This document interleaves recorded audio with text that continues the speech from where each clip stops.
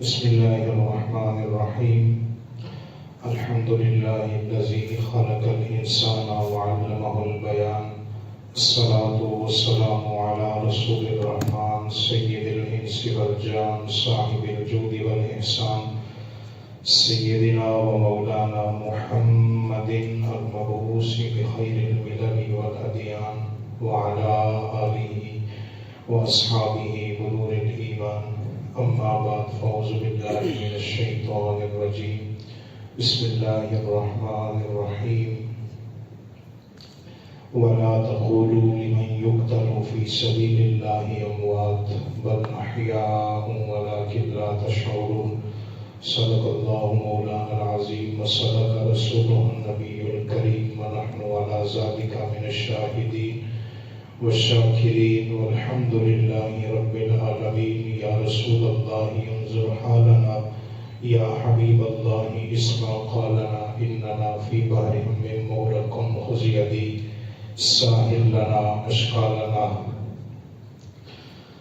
مولاي صل وسلم دائما أبدا على حبيبك خير الخلق كلهم منزه عن شريك في محاسنه فجوهر الحسن فيه غير منقسم. فاق النبيين في خلق وفي خلق ولم يدانوه في علم ولا كرم. محمد سيد الكونين والثقلين والفريقين من عرب ومن عجم. ثم الرضا عن أبي بكر وعن عمر وعن علي وعن عثمان ذي الكرم. يا رب بالمصطفى بلغ مقاصدنا واغفر لنا ما مضى يا واسع الكرم. اللهم رب صل وسلم دائما أبدا على حبيبك خير الخلق كلهم.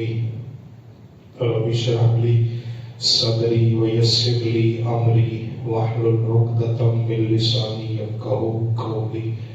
اللہ رب العزت جل جلالہ وعم نوالہ وعظم شانہ واتم برہانہ ولا الہ غیرہ کی حمد و ثنا. حضور رحمت عالم نور مجسم شفیع معظم تاجدار کائنات امام الانبیاء نبی الانبیاء حبیب کبریاء احمد مجتبی جناب محمد مصطفیٰ صلی اللہ علیہ وآلہ وسلم کی بارگاہ اقدس و انور میں ہدیہ درود و سلام کا نذرانہ عرض کرنے کے بعد اللہ کریم جمعۃ المبارک کی رحمتیں برکتیں ہم سب کو عطا فرمائے. مضمون آپ کے سامنے ہے، ماہ محرم شریف ہے اور بالخصوص 10 محرم کے قریب ہم بیٹھے ہیں اور 10 محرم کا دن تاریخ اسلام میں ایک انفرادی اور انوکھی حیثیت رکھتا ہے. ایک تو 10 محرم کا جو دن ہے اس کی نسبت سید الشہداء شہزادہ گل گوہر نواسہ رسول جگر گوشہ بطول حضرت سیدنا امام علی مقام امام حسین علیہ السلام کے ساتھ ہے. اور اس کے علاوہ اس سے پہلے تاریخ اسلام میں 10 محرم کا دن ایک انفرادی حیثیت رکھتا ہے. اگر تاریخ کی کتابیں کھولیں تو آپ کو پتہ چلے گا کہ 10 محرم کو یہ جو دن ہے 10 محرم کا اللہ کریم جل جلالہ نے اس دن کو بہت سے ایسے معاملات ہیں جو اس وقت دنیا میں موجود ہیں لیکن ان کا تعلق ان کی بنیادی حیثیت وہ 10 محرم کے دن کے ساتھ ہے. زمین و آسمان کو اللہ نے جس دن بنایا تو وہ 10 محرم کا دن تھا. حضرت آدم علیہ السلام کی توبہ قبول ہوئی تو 10 محرم کا دن تھا. حضرت نوح علیہ السلام کی کشتی کنارے لگی تو 10 محرم کا دن تھا. حضرت ابراہیم علیہ السلام پہ آگ ٹھنڈی ہوئی تو 10 محرم کا دن تھا. حضرت موسیٰ علیہ السلام کی قوم نے فرعون سے نجات پائی تو 10 محرم کا دن تھا. شہزادہ گلگوں کو با نواس رسول جگر گوشہ بطول حضرت سید الشہداء نے کربلا کے میدان میں جام شہادت نوش فرمایا تو 10 محرم کا دن تھا۔ قیامت کا دن آئے گا، پوری مخلوقات کو ایک میدان میں جمع کیا جائے گا، جزا کا جو دن ہے، حساب کا جو دن ہے، قیامت آئے گی تو 10 محرم کا دن ہوگا۔ اس حوالے سے یہ جو 10 محرم ہے یہ تاریخی دن ہے، اگرچہ بعض اس کی نسبت تو واقعہ کربلا کے ساتھ اس کو منسوب کیا جاتا ہے، لیکن واقعہ کربلا سے پہلے اور واقعہ کربلا کے بعد یہ دونوں ایک الگ الگ مضمون ہے۔ پہلے اس دن کی نوعیت کچھ اور تھی، واقعہ کربلا کے بعد اس کی نوعیت اور اس دن کی قیمت اور زیادہ بڑھ گئی ہے۔ پہلے کسی قوم کو اس دن کے ساتھ نسبت ہے، کسی ایک نبی کو اس دن کے ساتھ نسبت ہے، لیکن 61 ہجری کا 10 محرم جب سورج طلوع ہوا تو اس دن سے لے کے آج تک اور آج سے لے کے قیامت تک وہ پچھلے سارے بھول بھی جائیں تو اس دن کی نسبت اب عام نہیں رہی، نبیوں کے تاجدار کی آل کے ساتھ 10 محرم کو منسوب کیا جاتا ہے۔ قرآن کریم برہان رشید سے چند الفاظ تلاوت کیے گئے، میں اختصار کے ساتھ ترجمہ عرض کر کے، مختصر سی تفسیر عرض کر کے بہت جلد واقعہ کربلا کے کچھ پہلو آپ کی خدمت میں عرض کرنا چاہ رہا ہوں۔ اللہ کریم جل جلالہ نے ارشاد فرمایا وَلَا تَقُولُوا لِمَن يُقْتَلُ فِي سَبِيلِ اللَّهِ أَمْوَاتٌ بَلْ أَحْيَاءٌ وَلَٰكِن لَّا تَشْعُرُونَ، فرمایا وہ لوگ جو اللہ کی راہ میں شہید کیے جائیں، اللہ کی راہ میں مارے جائیں، تو فرمایا وہ زندہ ہیں، تم ان کی زندگی کو سمجھ نہیں سکتے۔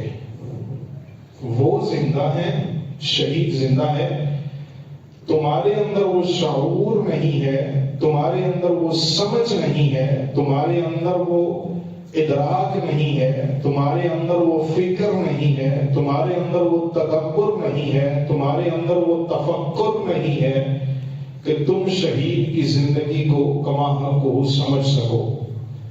آگے چل کے فرماتا ہے لا تحسبن الذین قتلوا فی سبیل اللہ امواتا بل احیاء عند ربهم یرزقون۔ سورہ البقرہ میں فرمایا کہ شہید زندہ ہے، تم انہیں مردہ کہہ نہیں سکتے، اور سورہ آل عمران میں جا کے فرمایا لا تحسبن الذین قتلوا فی سبیل اللہ امواتا۔ ادھر تو کہا کہ شہید کو مردہ کہہ نہیں سکتے، آل عمران سورت میں جا کے کہا شہید کو اپنے دماغ میں مردہ سوچ بھی نہیں سکتے۔ بل احیاء عند ربهم یرزقون، اگر آپ میرے لفظوں پہ توجہ کریں گے تو آپ کو سمجھ آئے گی کہ میں حسین کیسے پڑھنا چاہ رہا ہوں۔ بل احیاء عند ربهم یرزقون، ادھر کہا شہید کو مردہ کہہ نہیں سکتے، ادھر کہا شہید کو مردہ سوچ بھی نہیں سکتے۔ پروردگار وجہ کیا ہے؟ فرمایا بل احیاء عند ربهم یرزقون، شہید اپنے مزار میں ایسے زندہ ہے، ایسے زندہ ہے جیسے عام لوگ دنیا میں زندہ ہیں۔ فرمایا عند ربهم یرزقون، شہید کو قبر میں اللہ پانی بھی عطا فرماتا ہے، کھانے کے لیے رزق بھی عطا فرماتا ہے۔ سبحان اللہ، یہ ہے شہید۔ اب سوال یہ پیدا ہوتا ہے پروردگار عالم تیرا حکم ہے، ہم تجھے ماننے والے ہیں، تیرے محبوب کا کلمہ پڑھنے والے ہیں، میری تو مجال ہی نہیں میں اس پہ سوال کر سکوں، تو نے کہہ دیا شہید زندہ ہے، میں نے مان لیا، لیکن میری عقل انسانی ہے، سوچ انسانی ہے، علم تھوڑا ہے، سوچ تھوڑی ہے، پروردگار میں سمجھ نہیں پایا۔ میری آنکھوں کے سامنے ایک جسم پہ زخموں کے نشان لگے تو کہتا ہے وہ زندہ ہے، میری آنکھوں کے سامنے جسم سے گردنیں جدا ہو گئی تو پھر بھی کہتا ہے وہ زندہ ہے، میری آنکھوں کے سامنے اس کے بچے یتیم ہوئے تو پھر بھی کہتا ہے وہ زندہ ہے، میری آنکھوں کے سامنے اس کی بیوی بیوہ ہو گئی تو پھر بھی کہتا ہے وہ زندہ ہے۔ مالک مجھے مسئلہ سمجھا تو صحیح، اتنا کچھ ہونے کے باوجود بچے یتیم ہوئے شہید پھر بھی زندہ، بیوی بیوہ ہو گئی شہید پھر بھی زندہ، جسم زخموں سے چور چور ہو گیا شہید پھر بھی زندہ۔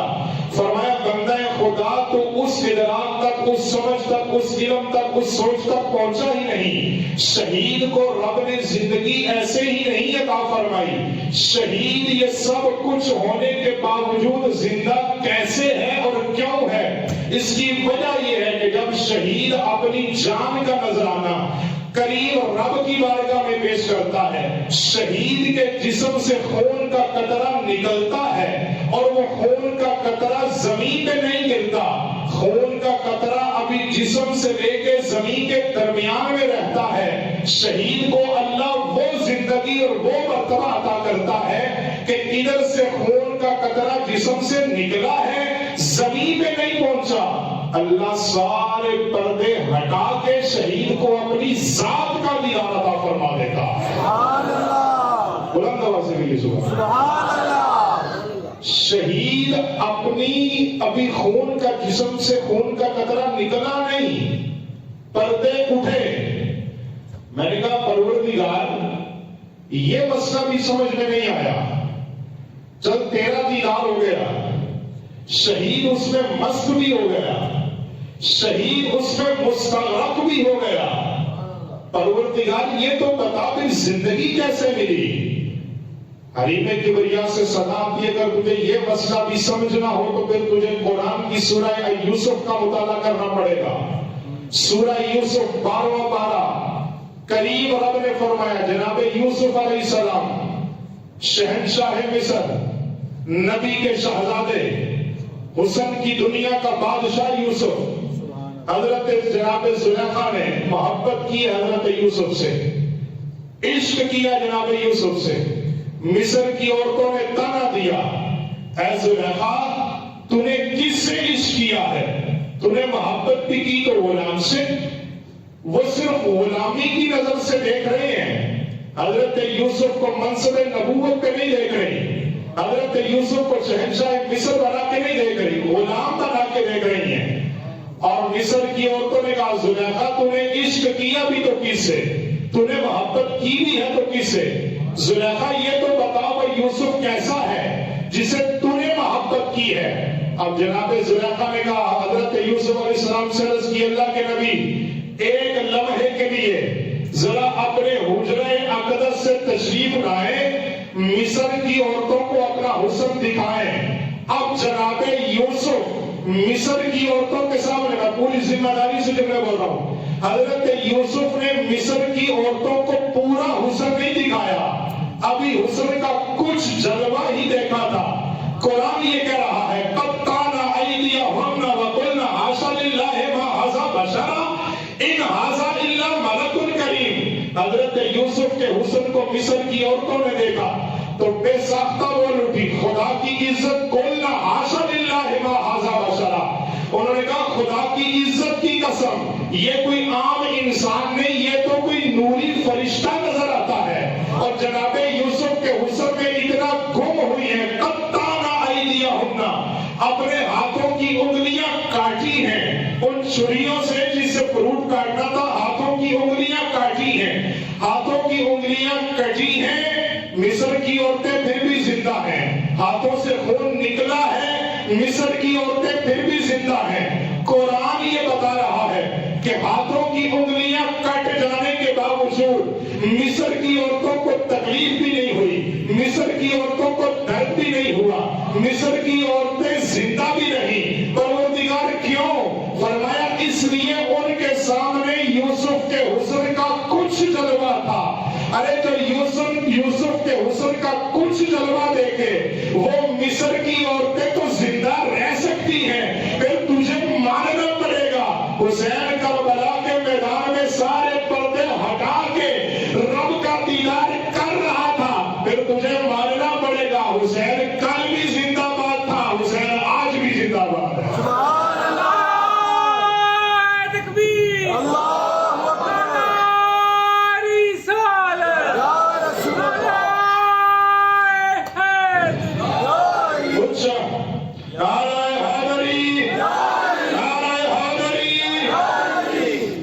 اب یہ شہید کا مرتبہ ہے۔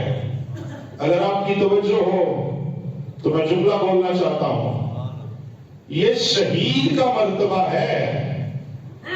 جن کی بات میں کرنے کے لیے بیٹھا ہوں ان کا مرتبہ شہادت کی وجہ سے نہیں، بلکہ شہادت کو جو مقام ملا ہے وہ حسین شہید کربلا کی وجہ سے اللہ نے عطا فرمایا۔ جملہ بدل کے بولوں، ایک ہے شہادت کی فضیلت اور ایک ہے فضیلت والوں کی شہادت۔ سبحان اللہ۔ ایک ہے شہادت کی فضیلت، ایک ہے فضیلت والوں کی شہادت۔ ارے شہادت کی فضیلت ہم سنتے رہتے ہیں، شہید زندہ ہے، شہید کو بوقت شہادت خدا اپنا دیدار کرواتا ہے، شہید جنت میں جا کے واپس دنیا میں آنے کی خواہش کرے گا۔ یہ سارے شہادت کے درجے ہیں۔ میں شہادت کے درجے کی بات نہیں کر رہا، میں فضیلت والوں کی شہادت کی بات کر رہا ہوں۔ اور فضیلت کیسی ہے، مقام کیسا ہے؟ ایک بندہ ہے، اس نے نماز نہیں پڑھی، روزہ نہیں رکھا، اعمال صالحہ نہیں کیے، آخری وقت آیا، کریم رب نے کرم فرمایا، وہ کسی میدان جنگ میں پہنچا۔ ایسی حدیثیں ملے گی آپ کو، وہ کسی میدان جنگ میں پہنچا، بلکہ اس لیے میں حدیث کا حوالہ دے دیتا ہوں۔ جنگ لگی ہے، کریم محبوب تشریف فرما ہے، ایک بندہ ہے، اس نے دربار رسالت میں آ کے کلمہ پڑھا، حضور کی غلامی کا پٹا گلے میں ڈالا۔ جنگ لگی ہے، وہ کلمہ پڑھنے والا نو مسلم سیدھا جنگ میں پہنچا، جہاد کرتے کرتے جام شہادت نوش کر لیا، شہید کا مرتبہ ملا۔ اب نماز بھی نہیں پڑھی، روزہ بھی نہیں رکھا، حج بھی نہیں کیا، موقع نہیں ملا، زکات کا موقع بھی نہیں ملا، نماز پڑھنے کا موقع وقت نہیں آیا، اعمال حسنہ نہیں کیے، صرف چہرہ محبوب کو دیکھا، میدان جنگ میں پہنچا، دشمن سے لڑتے لڑتے شہید ہوا۔ ان ہوا الا وحی یوحی والی زبان حرکت میں آئی، کریم محبوب فرمانے لگے صحابہ جس نے جنتی دیکھنا ہو اس بندے کا دیدار کرو۔ یا رسول اللہ کیا کیا ہے؟ اس نے نمازیں تو نہیں پڑھی، حج بھی نہیں کیا، زکات کا موقع نہیں ملا، اعمال حسنہ نہیں کر سکا، آیا کلمہ پڑھا، سیدھا جا کے جنگ میں پہنچا، جہاد کرتے کرتے شہید ہوا۔ اللہ کے محبوب نے فرمایا یہ جتنا بھی مقام و مرتبہ اللہ نے دیا ہے، اس کو شہید ہونے کی وجہ سے، شہادت کی وجہ سے اللہ نے دیا ہے۔ میں شہادت کے فضائل نہیں پڑھنا چاہتا، میں شہید جو ہوئے ہیں ان کی فضیلت بیان کرنا چاہ رہا ہوں۔ فضیلت والوں کی شہادت کیسے ہوئی؟ ادھر جس کو بھی مقام ملا شہادت کے بعد ملا ہے۔ ابھی میرے حسین کی عمر 5 سال ہے، فضیلت کا یہ مقام ہے، نانا خود فرما رہے ہیں الحسن والحسین سیدہ شباب اہل الجنہ۔ ارے شہید تو ہوں گے 7 سال بعد جا کے۔ اللہ کے محبوب نے پہلے فرمایا جنتی جوانوں کا سردار دیکھنا ہو حسین ابن علی کا دیدار کر لو۔ سنیے، پڑھا لکھا مجمع ہوتا ہے میرا، میں ایک لفظ بولنا چاہتا ہوں، توجہ سے جملے سنیے گا۔ ایک ہے لفظ عطا اور ایک ہے جزا۔ ہم کہتے ہیں نا جو بندہ کوئی کام کرتا ہے نیکی اور کوئی اچھا عمل کرے تو ہم دعا کرتے ہیں اللہ آپ کو جزا عطا فرمائے، یا ہم کہتے ہیں جزاک اللہ، اس کا مطلب یہ ہے جزا عطا فرمائے اللہ۔ ایک لفظ ہے عطا، ایک ہے جزا، ان دونوں میں فرق ہے، مطلب دونوں کا ایک ہی ہے، دینا۔ عطا بھی کہتے ہیں عطیہ کرنا، عطا کرنا، دے دینا۔ فرق یہ ہے عطا اس دینے کو کہتے ہیں کہ اگلا بندہ کوئی کام نہ کرے، بندہ ویسے ہی اپنی مرضی سے کچھ اسے دے، اس کو کہتے ہیں عطا۔ میں لفظ دوبارہ بولوں گا تاکہ آپ کو میرے جملے کی سمجھ آئے۔ عطا اور جزا، اگر یہ لفظ ذہن میں اترے گا تو پھر سمجھ آئے گی کہ پیچھے کرے گی بلا احسان۔ اگر آپ اس لفظ پہ غور کریں گے تو آپ کو سمجھ آئے گی میرے جملے کی میں حسین کیسے پڑھتا ہوں۔ عطا اور جزا، عطا وہ ہے جو آگے والا بندہ کوئی کام نہ کرے، دیکھنے والا ویسے ہی اپنی مرضی سے کچھ دے دے تو اسے کہتے ہیں عطا. یہ قاری صاحب کو میں نے پیسے دیے، انہوں نے کوئی کام نہیں کیا، میں نے اپنی مرضی سے کہا قاری صاحب یہ رکھ لیں، یہ عطا ہے. جزا یہ ہوگی میں کہوں قاری صاحب یہ فلاں کام بھی کر کے آئے، فلاں بھی کر کے آئے، فلاں بھی کر کے آئے. جب یہ سارے کام کر کے آئیں گے پھر میں کچھ دوں گا تو یہ ہوگی جزا.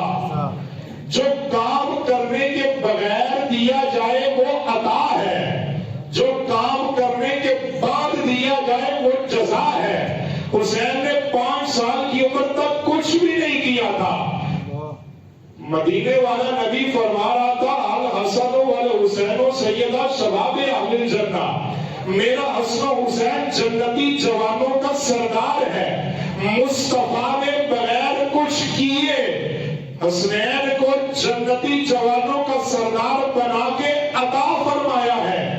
ارے 5 سال کی عمر میں جس کی عطا میں مصطفیٰ جنت کا مالک بنا رہے ہیں، 61 ہجری کربلا کا واقعہ ہو جانے کے بعد جزا کے طور پہ اللہ نے حسین کو کیا دیا ہوگا، مصطفیٰ نے حسین کو کیا عطا فرمایا ہوگا. جس کی عطا میں جنت کی ملکیت ہے، جزا کا عالم کیا ہوگا.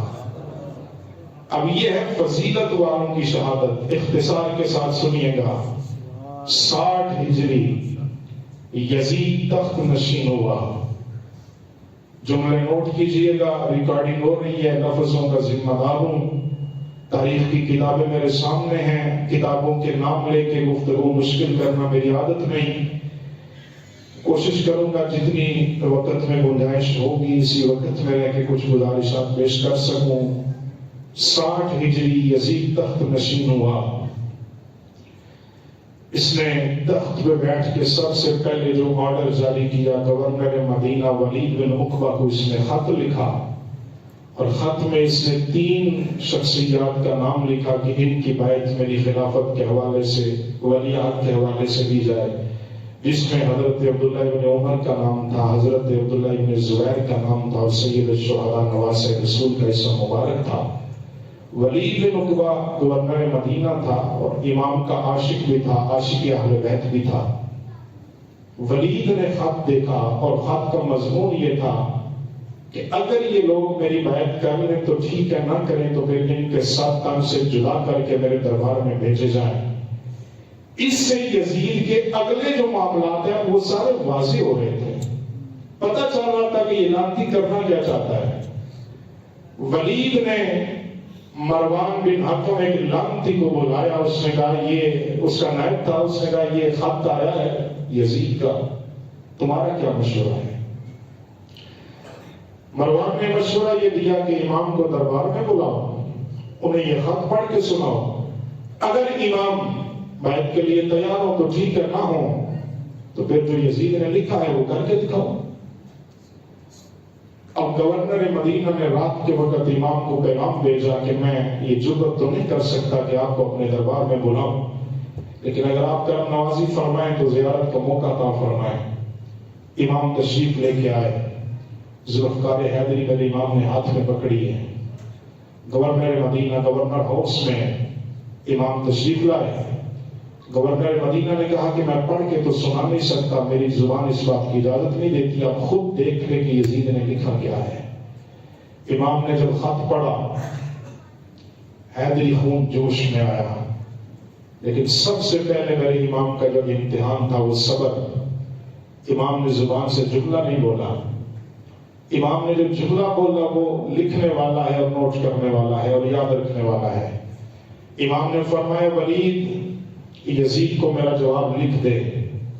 اب اس لفظ کا میں ذمہ دار ہوں. امام نے یہ نہیں فرمایا کہ حسین یزید کی بیعت نہیں کرے گا، بلکہ امام نے فرمایا مجھ جیسا اس جیسے کی بیعت نہیں کرے گا. لفظوں پہ غور کیجیے گا، مجھ جیسا اس جیسے کی بیعت نہیں کرے گا. بڑا شوق چڑھا ہے میری ملت کے کچھ لوگوں کو یزید کو پکڑ کے جنت میں لے جانے کا.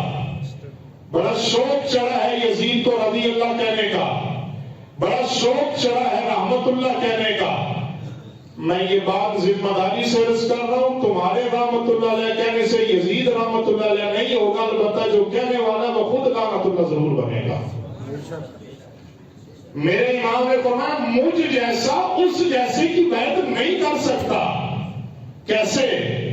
اور کہاں پہ وہ کتوں کے ساتھ اور بندروں کے ساتھ کھیلنے والا، اور کہاں پہ مصطفیٰ کی زلفوں کے ساتھ کھیلنے والا، کہاں پہ وہ سونے کے چمچ منہ میں لے کے پلنے والا، اور کہاں پہ مصطفیٰ کی زبان چوس کے پلنے والا حسین، مجھ جیسا اس جیسے کی بیعت نہیں کر سکتا۔ اب مروان بن حکم نے مشورہ یہ دیا ولید کو، اس سے کہا اگر حسین بیعت نہیں کرتے تو تجھے یزید کا آرڈر ہے، ابھی کے ابھی امام کا سر تن سے جدا کرو، یزید کو بھیج کے انعام وصول کرو۔ اب حیدر کرار کا خون جوش میں آیا جب مروان بن حکم نے یہ کہا کہ اگر یہ نہیں مانتے تو پھر ابھی کے ابھی شہید کر دو اسی کمرے کے اندر۔ حیدری خون جوش میں آیا، امام مسکرا کے فرمانے لگے ہمت ہے کسی میں تو کوئی سامنے آئے، سبحان اللہ، ہمت ہے کسی میں تو کوئی سامنے آئے۔ دھمکیاں کسے دی جا رہی ہیں؟ موت سے کسے ڈرا رہے ہو؟ ہمت ہے کسی میں تو کوئی سامنے آئے، لڑنا تو بڑی دور کی بات ہے، بس آنکھیں ملائے زمین تمہیں کھا جائے اگر میں کر دوں اشارہ۔ کیوں؟ جو مالک ہے اس دنیا کا وہ نانا ہے ہمارا۔ تیرے اندر جرأت کیسی ہے تو حسین کو موت کی دھمکیاں دے؟ یہ شہادت کی خبریں تو میں جھولے کے اندر جب میری ولادت ہوئی تھی تو میں سن چکا تھا، مجھے ڈرایا نہ جائے۔ امام نے جواب لکھا، واپس تشریف لائے، قصہ مختصر۔ فیصلہ یہ ہوا کہ امام مدینہ منورہ سے الوداع ہو کے مکہ مکرمہ بسائیں گے۔ آج مجھ جیسا گناہگار 7 یا 8 دن کے لیے مدینہ شریف رہ کے آئے تو جب مدینہ سے نکلنے کا وقت آتا ہے تو دل خون کے آنسو ہوتا ہے۔ جس کا بچپن بھی مدینے کی گلیوں میں گزرا، جس کی جوانی بھی مدینے کی گلیوں میں گزری، جس کے گھر کا دروازہ بھی مسجد نبوی میں کھلتا تھا، ارے آج اسے مدینہ چھوڑنا پڑا تو دل کی کیفیت کیا ہوگی؟ امام نے یہ فیصلہ فرمایا، اور فیصلہ فرماتے ہوئے میرے امام روزہ مصطفیٰ پہ، روزہ سیدہ کائنات پہ حاضری کے لیے جاتے ہیں اور یہاں کے عرض کرتے ہیں سنو نانا جی اج میری زاری، آیا روزے پہ میں جاندی والی، نانا جی میرا آخری پھیرا بس سے شہر مدینہ تیرا۔ اب میرے امام مدینہ سے جا رہے ہیں، میرے اندر وہ جذبات نہیں کہ میں کیفیات کو بیان کر سکوں۔ مدینہ سے مکہ، آخر مکے سے بھی نکلنا پڑا، سارے لوگ احرام باندھ کے مکے کی طرف حج کرنے کے لیے آ رہے ہیں۔ امام مکہ سے جا رہے ہیں، کسی نے کہا کہ آپ مکے میں تشریف فرما رہے ہیں، کچھ نہیں ہوتا۔ امام نے تاریخی جملہ بولا، امام نے فرمایا میں دیکھ رہا ہوں حاجیوں کے روپ میں احرام کی حالت میں مکے میں کچھ کرائے کے قاتل داخل ہو چکے ہیں جو میرے خون کے پیاسے ہیں۔ اب امام شہر مکہ سے الوداع ہونے لگے، کافی لوگوں نے روکنے کی کوشش کی۔ تاریخ کا جملہ نوٹ کیجئے گا، آج لوگ کہتے ہیں اگر امام مدینہ نہ چھوڑتے تو کچھ نہ ہوتا، اگر مکے میں آ گئے تھے تو مکہ نہ چھوڑتے تو کچھ نہ ہوتا۔ بابا یہ بات یاد رکھیں، کربلا کے سارے واقعہ کے اندر علی کے شہزادے نے مدینے سے لے کے مکے تک، مکے سے لے کے کوفے تک، کربلا کے میدان سے لے کے واپس مدینہ آنے تک اہل بیت رسول نے جتنے بھی فیصلے فرمائے ہیں سارے حق کے فیصلے فرمائے، اور ہم سب فیصلوں کو تسلیم کرنے والے لوگ۔ سر اٹھا کے سوال کر دینا، یہ بھی نہ کرتے وہ بھی نہ کرتے تو شہید نہ ہوتے۔ صرف ایک جملہ بولنا چاہتا ہوں، گندی نالی میں بسنے والے کیڑے کو نہیں پتا جبریل کن بلندیوں پہ رہتا ہے۔ آج کل کے مادیت میں ڈوبے ہوئے انسان کو نہیں سمجھ آ سکتی حسین اس وقت کس مقام پہ فائز تھے۔ میرے امام نے مکہ چھوڑا، میدان کربلا کو بسایا، 7 محرم کا دن یزیدی فوج نے اہل بیت رسول پہ پانی بند کیا. کن پہ پانی بند ہوا؟ اگر آنکھوں سے آنسو کا قطرہ نکل آیا تو بخشش کا ضامن ہو. آقا کونین صلی اللہ علیہ وآلہ وسلم اہل بیت رسول صلی اللہ علیہ وآلہ وسلم کن پہ پانی بند ہوا جن کی ایڑیاں رگڑنے سے اللہ نے زمزم کا چشمہ جاری فرما دیا تھا. 7 محرم کو میرے امام پہ پانی بند ہوا. 7, 8, 9, 10. لیکن یہاں پہ یہ جملہ بھی بولنا چاہتا ہوں. آج صرف اپنی تقریروں کو رنگ دینے کے لیے اور لوگوں کی واہ واہ اور داد وصول کرنے کے لیے کسی نے یہ بھی کہا کہ حسین پانی کو ترستے رہے, کسی نے یہ بھی کہا کہ علی اصغر پانی کو تڑپتے رہے.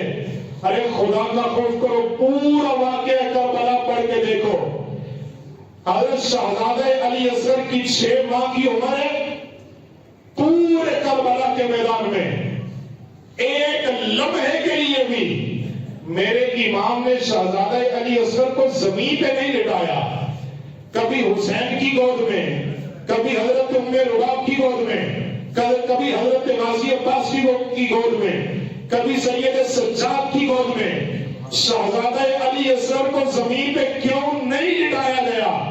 اس لیے یہ ان کی اولاد ہے, یہ ان کی نسل ہے. تم تو کہتے ہو پانی کو ترستے رہے. میرا عقیدہ یہ ہے, خدا کی عزت کی قسم ہے, اگر امام کا شہزادہ علی اصغر زمین پہ لیٹ کے ایڑی نہ رگڑتا, صرف اپنی آنکھیں اٹھا کے آسمان کی طرف دیکھ لیتا, کربلا کے میدان سے اللہ نے ایک اور زمزم کا چشمہ جاری فرما دینا تھا. واقعہ کربلا سننے کے لیے اور سمجھنے کے لیے کچھ عقائد کا بھی خیال رکھا جائے. عقیدت میں ڈوب کے توہین اہل بیت نہ کی جائے. کوئی میرا امام مجبور نہیں تھا. میرا حسین غریب, کسے غریب کہتے ہو؟ شرم نہیں آتی؟ کس کو غریب کہہ رہے ہو؟ جو جنتی جوانوں کا سردار ہے وہ غریب ہوتا ہے. جسے مصطفیٰ نے پوری جنت کا مالک بنا دیا وہ غریب ہوتا ہے. امام کربلا کے میدان میں کرامت دکھانے نہیں گئے تھے. اگر امام ایک اشارہ فرما دیتے, نہر فرات تو امام کے قدموں کو چومنے کے لیے ترستی رہی تھی. وہ نہر فرات کا پانی امام کے قدموں کو بوسے دینے کے لیے آتا. 10 محرم کا دن شہادت پڑھنے کا جذبہ میں بھی نہیں رکھتا. اب وہ معاملات نہیں رہے. میرا حسین صبح سے لے کے ظہر تک اتنا چلا حسین کہ کالی داڑھی والا حسین ظہر کے وقت جا کے داڑھی سفید ہو گئی. کبھی علی اکبر کا لاشا اٹھایا, کبھی شہزادہ علی اصغر کو ہاتھوں پہ اٹھایا, کبھی انہوں محمد کے لاشے اٹھائے, کبھی کوئی لاشا اٹھا کے لائے. ایک لاشا میرے امام نے ایسا بھی اٹھایا ہے کربلا کے میدان میں کہ جس لاشے کو اٹھانے کے لیے کس حوصلے کی بات کروں اور کس ہمت کی بات کروں. علی اکبر کا لاشا اٹھایا تو کندھوں پہ لے کے آئے, علی اصغر کو ہاتھوں پہ لے کے آئے, اولو محمد کو اپنے کندھوں پہ اٹھا کے لے کے آئے. شہزادہ قاسم کی باری آئی, امام حسن مجتبی کی نشانی کی باری آئی. حسین قاسم کے لاشے کو اٹھا نہیں سکے بلکہ اپنے سر کی چادر کو زمین پہ بچھایا ہے. لاشا بکھرا پڑا تھا, بازو کہاں پہ ہے, ہاتھ کہاں پہ ہے, پاؤں کدھر ہے, سر کدھر ہے. میرے امام نے شہزادہ قاسم کے لاشے کو اکٹھا کیا, گٹھڑی بنا کے سر پہ رکھا اور امام کی آنکھوں کے اندر آنسو آئے. تو آسمان کی طرف چہرہ کر کے کرتے ہیں, پروردگار حسین کی اس قربانی کو بھی اپنی بارگاہ میں قبول فرما. کربلا کی ریت کا ذرہ ذرہ تڑپنے لگا جب میرے امام نے خود تیاری فرمائی. کربلا کے میدان سے جانے لگے. درد دل سے یہ جملہ سنیے گا, سب سے ملاقات ہوئی.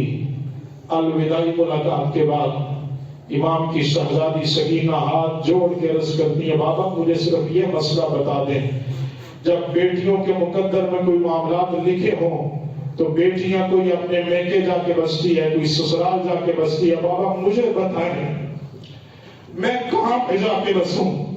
بابا مجھے یہ مسئلہ بتا کے جائیں, لوگ یتیم کسے کہتے ہیں, امام کی آنکھوں میں آنسو آئے، فرمایا بیٹا صبر کر، تیرا باپ شہید ہونے والا ہے، آج کے بعد لوگ تجھے یتیم کہہ کے بلایا کریں گے۔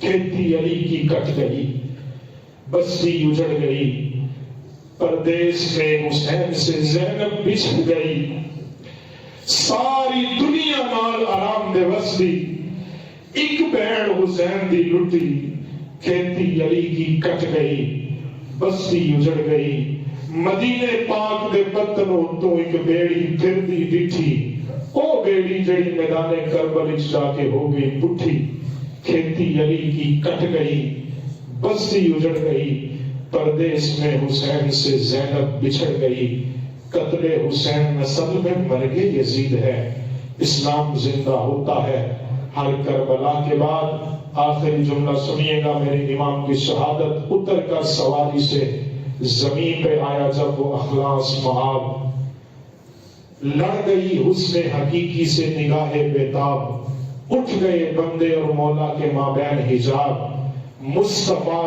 جوم اٹھے، مرتضیٰ جوم اٹھے، کوسے قضا جوم اٹھا، سجدہ حسینی دیکھ کر عرش خدا جوم اٹھا، کیونکہ عرش ملا کو فرش کا زینہ بنا دیا، جنگل کو مصطفیٰ کا مدینہ بنا دیا، ہر ذرے کو نجف کا نگینہ بنا دیا، واہ حسین تو نے مرنے کو بھی جینا بنا دیا۔ تو آخر دعوانا الحمدللہ۔